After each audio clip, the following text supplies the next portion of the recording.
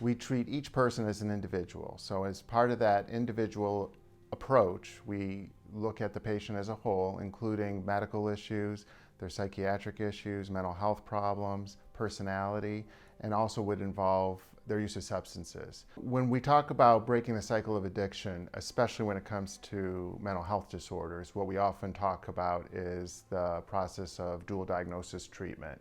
So that is treating the individual with a mental health disorder and a substance use disorder that is often co-occurring, which makes it difficult to sort out what their symptoms are with or without substance use, and why the person might be using substances as part of a motivation to self-treat. Coleman is unique in that we are able to provide services on both the mental health and the substance use side concurrently, and that includes in some of our offices having the ability to refer the person internally for an intensive outpatient treatment program, certain groups that are targeted for dual diagnosis.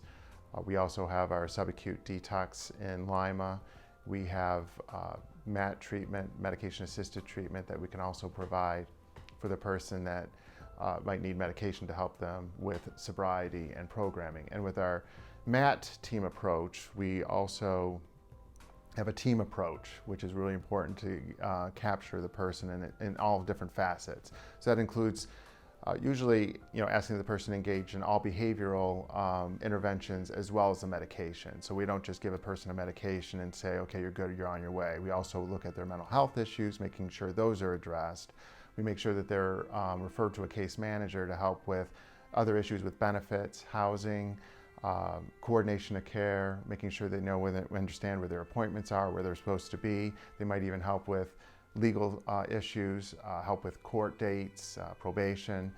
Counseling would help with, obviously talking through the person about what their strengths and weaknesses are, and again, what their best reasons for being sober would be, and also looking at mental health issues at the same time, as far as behaviors that the person might engage in, the ways they kind of think about things, or the way they perceive the world that might be detrimental to them. There might be new ways of looking at things, and counseling can help you achieve that.